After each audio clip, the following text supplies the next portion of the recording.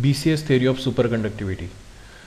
This BCS theory of superconductivity was given by three American scientists in the year 1957, whose name were John Bardeen, Leon Cooper and John Schrieffer, and they jointly developed this theory to explain the phenomena of superconductivity, which is known after their name as BCS, that is B from Bardeen, C from Cooper and S from Schrieffer. So this phenomena of superconductivity is not observed in case of good conductors at room temperature like gold, copper, silver and so on, but instead of that this phenomena of superconductivity is observed in case of insulating materials at room temperature, which are basically the ceramic oxide materials at room temperature. They show the phenomena of superconductivity when the temperature of these materials is decreased below the critical temperature or transition temperature. The reason for this is in case of insulating material, the electron lattice electron interaction is more, and that is the reason why they show the phenomena of superconductivity at below critical temperature. So the BCS theory is based on this electron lattice electron interaction.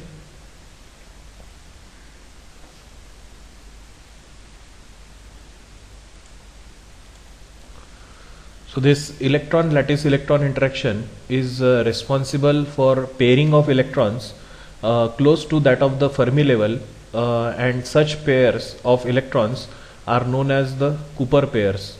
So these formation of Cooper pair happens due to the electron lattice electron interaction. Now how the electron lattice electron interaction takes place and what is the significance of this Cooper pair, that we will see. Now let us take the example of a lattice. So here in case of solids or in case of crystals, you know that there is a regular periodic arrangement of atoms or ions. So here you can see this regular periodic arrangement of positive ions. Now just imagine the case that a free electron enters into this lattice. Now as soon as this free electron enters into this lattice, this electron being a negatively charged particle, it will exert the Coulomb force of attraction on the positive ions present in the lattice, and therefore this electron will try to attract these positive ions towards itself. So now these positive ions, they will change their position and they will get attracted towards this electron. So now here the distortion in the lattice will happen. So here you can see that the ions, they left their original position, and now this is the new position for these positive ions, that is towards this electron. So now let me rough these so that you will have idea about it. So now I am roughing the initial position. Okay.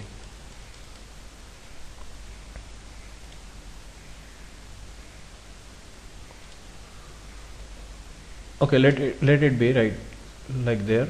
So here this was the original position of positive ions, but now these positive ions will get attracted towards this electron, and therefore this will be the new positions of these ions. Due to that, the regular periodic arrangement of ions is disturbed in the lattice, and due to that the vibration of this lattice will takes place. The vibration of lattice will generate a particle. This lattice vibration will generate a particle called as a phonon, and this is believed to be the particle of sound, like photon, which is believed to be the particle of light. So in this case the particle of sound is known as phonon.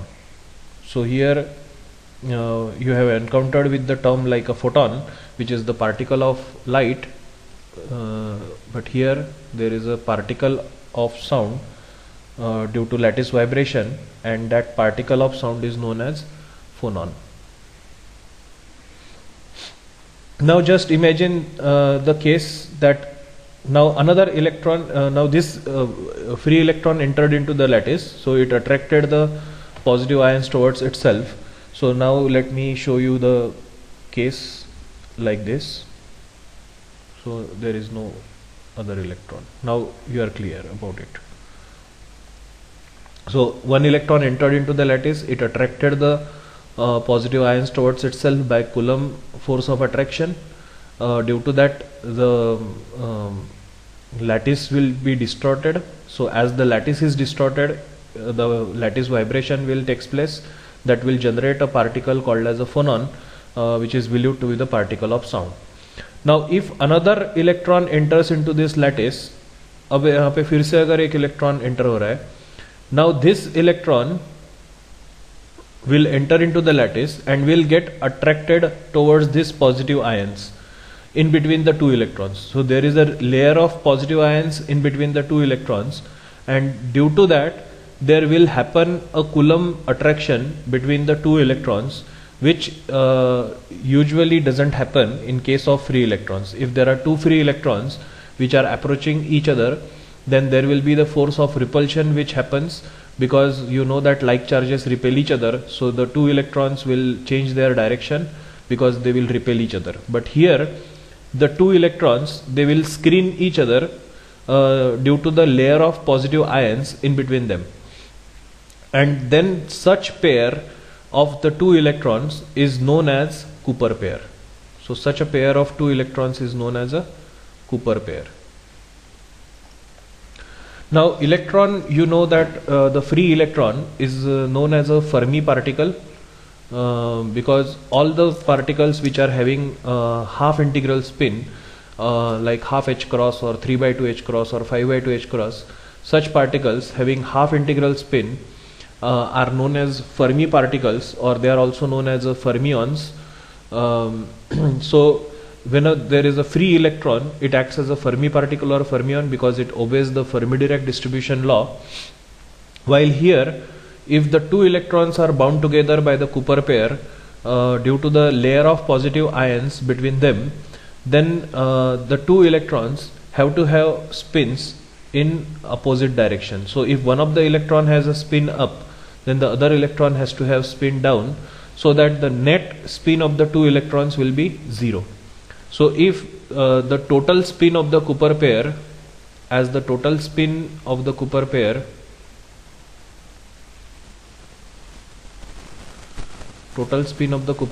is 0, and therefore the particles which are having spin 0, such particles, they obey the Bose-Einstein distribution law, and therefore they are known as bosons. So here the electron loses its identity as a fermion. Electron, when there is a free electron, it will have half integral spin like half h cross, so it is known as a fermion. But here, once the Cooper pair is formed, that is the two electrons, they screen each other due to the layer of positive ions between them, then the two electrons have to have opposite spins. So the total spin of the two electrons being 0, the total spin of the Cooper pair is 0, and the particles which are having 0 spins, they are known as bosons. So electron loses its identity as a fermion and converts itself into boson. Then such Cooper pair, when any kinetic energy is imparted to this Cooper pair during its motion through the lattice, it does not lose any of its energy, and that is the reason for superconductivity at below the critical temperature. Then the same phenomena can be explained by another Nobel laureate, that is Feynman, Richard Feynman, and according to Richard Feynman, when one electron enters into the lattice with the wave vector, say suppose k1, then it interacts with the lattice ions, so it will attract the lattice ions towards itself, and then it will generate the particle that is due to lattice vibration. So it generates the particle called as a phonon. So this phonon is generated with the wave vector suppose k2, and if another electron enters into the lattice, then it will absorb this phonon with the wave vector k2 if it is entering the lattice, then it will absorb this phonon, and the wave vector of this electron becomes k2 plus q, while here the wave vector of the first electron will become k1 minus q, and thus the two electrons, they are joined together by the exchange of a particle known as phonon between the two electrons. So this model was been predicted according to the meson exchange for the nuclear force by Yukawa, and so here this is a similar model to that. So the two electrons, they are bound together by the exchange of the particle called as a phonon. So here you can simply assume the case that if there are two boys, say A and B, and these two boys, they are exchanging a ball between them. So if A throws a ball towards B, he catches the ball, and again suppose B throws the ball towards A, then again A catches the ball. So here the exchange of this ball happens between the two boys, that is A and B. So by this way the two boys, they are bound together. So in a similar way here, the exchange of a particle called as a phonon, it happens between the two electrons, and due to that the two electrons are bound together to form the Cooper pair. And obviously the spin of the two electrons has to be opposite, so that the total spin of the Cooper pair is 0. So total spin of the Cooper pair is 0.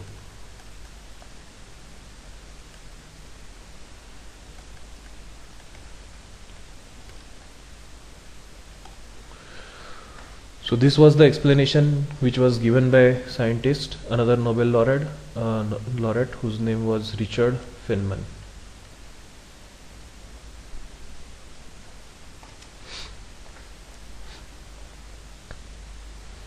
So here you can see the distortion in the lattice. When initially first electron enters into the lattice, it attracts the positive ions towards itself. Then another electron enters into this lattice. So this electron will get attracted towards this positive ion core between the two, and therefore it bounds the pair of the two electrons. So here the pairing of two electrons happens due to the layer of positive ions between the two, and such pair is known as the Cooper pair. So such Cooper pair is formed only when the temperature is decreased below the critical temperature, because when the temperature is decreased below the critical temperature, then only we can stop the thermal vibrations of the lattice. They are minimum. The thermal vibrations of the lattice are minimum, which lead to the formation of the Cooper pair, which move almost without any resistance. But if we increase the temperature above the critical temperature, that is Tc, then the thermal vibration of ions increases, and it provides sufficient energy to break the Cooper pairs. What does it mean? It means that if these ions, if I increase the temperature T of the superconductor above its critical temperature Tc, then these these ions which are initially attracted towards this electron, these ions will vibrate due to absorption of the surrounding temperature, and they will regain their original position back. So if these ions regains their original position back, then in that case there will not be the layer of positive ions between the two electrons, and then the two electrons, they will repel each other. As the two electrons repels each other, so there will not be any bonding between the two electrons, so the Cooper pair will break down. So as soon as the Cooper pair breaks down above the critical temperature Tc, so we can again restore the normal state of the superconductor. So superconductor loses its superconducting state above the critical temperature and regains its normal state, and therefore the superconducting state, it depends upon the temperature. So if the temperature is less than Tc, then only we observe the superconducting state or superconducting behavior. But if T is greater than Tc, then why we lose the superconducting state? Because of the thermal vibrations of these ions. So if these ions will vibrate due to thermal absorption of thermal energy, then the two electrons, they will not screen each other due to the layer of positive ions between them. So the force, so the Coulomb repulsion will takes place between the two electrons, and as the two electrons repel each other, the Cooper pair will break down. Again, this boson will lose its identity and convert it into fermion, because the property of the Cooper pair is it acts as a boson having zero spin. But once the Cooper pair is break down, then again electron will regain its identity as a fermion, and then the state of superconductivity is lost. So this was the BCS theory of superconductivity. Then next is how to test the zero electrical resistance of the superconductors. So this is a 4-probe method for testing the zero electrical resistance of a superconductor. So here there is a specimen of a superconductor. So let us consider that this is a specimen of a superconductor, and here there are 4 probes which are attached to it. So 1, 2, 3 and 4, these are the 4 probes which are attached to the specimen of superconductor, and out of these 4 probes, probe number 1 and 4, they are the current probes, and probes number 2 and 3, they are the voltage probes. So here we connect an ammeter between the probes 1 and 4, and we connect the voltmeter between the probes 2 and 3. So as we can measure the voltage which is produced between the probes 2 and 3, and we pass a constant current between the probes 1 and 4. Now we know that when the material is in its normal state, so for normal state we write it as T greater than Tc. So whenever I write the temperature T greater than Tc, it means that it is in the normal state. While whenever we mention that temperature T is less than Tc, it means that it is in the superconducting state.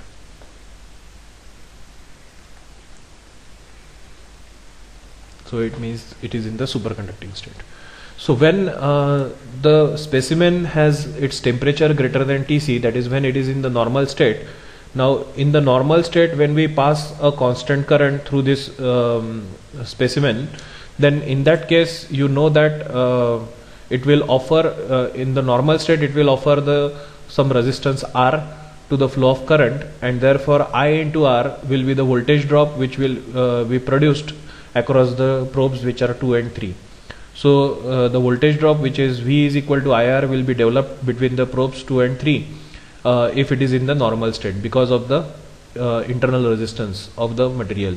But if we lower the temperature below its critical temperature Tc, that is as soon as this specimen goes into the superconducting state below the critical temperature, then in that case the value of resistance R will be 0.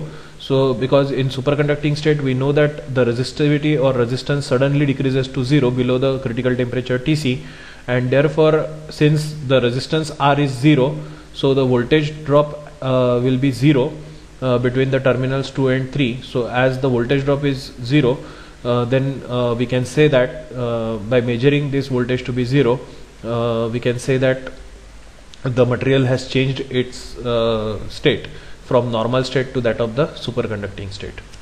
So this is how we can test the zero electrical resistance. Then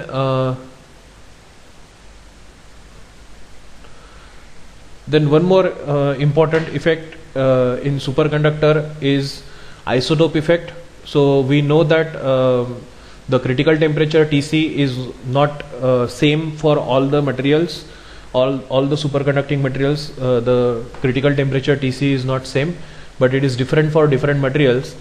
While this isotope effect, it says that the critical temperature Tc is not only not only varies with different materials, but it also varies with different isotopic mass, and hence in case of mercury there are two critical temperatures for two different isotopes of mercury, and hence in mercury the critical temperature varies from 4.146 Kelvin to about 4.185 Kelvin. What does it mean? It means that with the change in isotopic mass also this critical temperature Tc varies. So for mercury, there are two isotopes for mercury. For one of the isotope of mercury, the critical temperature is 4.146 Kelvin, while for the other isotope of mercury, the critical temperature is 4.185 Kelvin.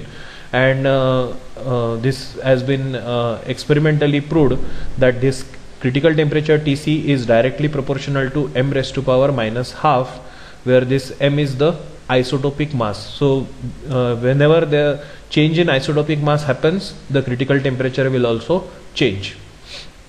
So this is about the isotope effect.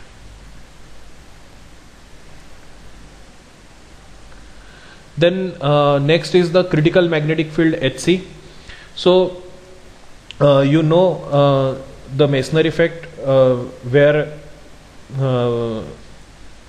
if the temperature of superconductor is decreased below its critical temperature Tc, then when the superconductor is placed in the external magnetic field, it expels the magnetic flux lines to penetrate through the specimen, and therefore magnetic flux inside the specimen is zero.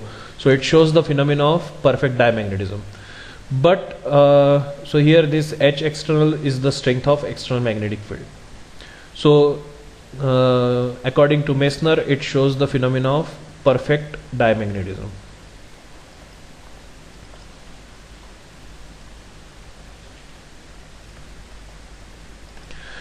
But will it happen so that if I keep on increasing the strength of external magnetic field, will it always repel the magnetic flux lines? No. So if I keep on increasing the strength of external magnetic field, initially it will repel the magnetic flux lines to penetrate through it, but there will be certain external magnetic field, and beyond which, if we apply the if we keep on increasing the strength of external magnetic field above a magnetic field, above a limit known as the critical magnetic field. So above this critical magnetic field, if we increase the strength of external magnetic field, then it will allow the magnetic flux lines to penetrate through it. The specimen will allow the magnetic flux lines to penetrate through it. So B will not be equal to 0 inside the specimen, and the specimen will loses the phenomena of perfect diamagnetism. And as soon as it loses the phenomena of perfect diamagnetism, then the material will regain its normal state back, because according to Meissner, the phenomena of perfect diamagnetism is strongly associated with the phenomena of superconductivity. So as soon as it loses the phenomena of perfect diamagnetism above Hc, it will regain its normal state back. So the critical magnetic field is defined as the minimum amount of magnetic field required to destroy the phenomena of superconductivity.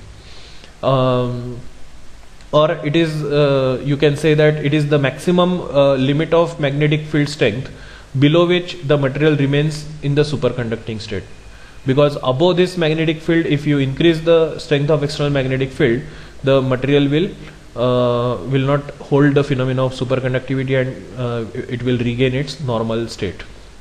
So this critical magnetic field Hc, it also depends upon the temperature, and the relation, the formula for this critical magnetic field is Hc is equal to Hc0 into 1 minus T by Tc whole square, where Hc0 is the critical magnetic field at 0 degree Kelvin.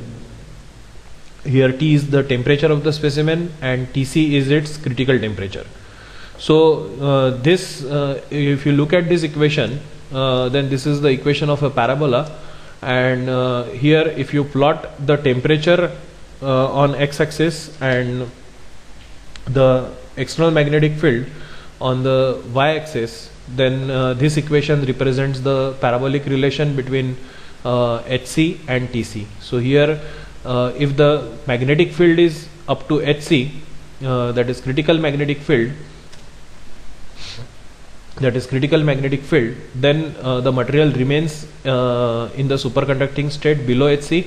But if you increase the strength of external magnetic field above Hc, then it will make the transition from superconducting state to back to that of the normal state. Similarly, the superconducting state also depends upon the temperature which we have seen previously, so that if the temperature is below Tc, it is in the superconducting state, but if you increase the temperature above Tc, it again gain back the normal state.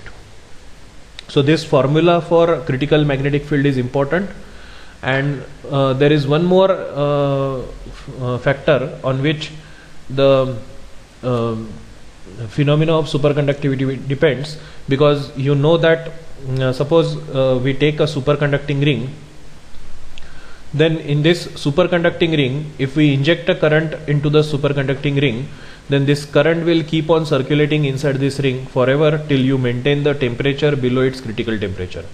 So such current is known as the persistent current, because this current does not decay at all, and therefore such current is known as the persistent current. But if you look at this, then this is a current carrying coil, and you know that current carrying coil produces the magnetic field by an equation which is H is equal to I upon 2 pi r, where 2 pi r is the circumference of this superconducting ring, and therefore if I write this equation in terms of I, then this I will be equal to 2 pi r H.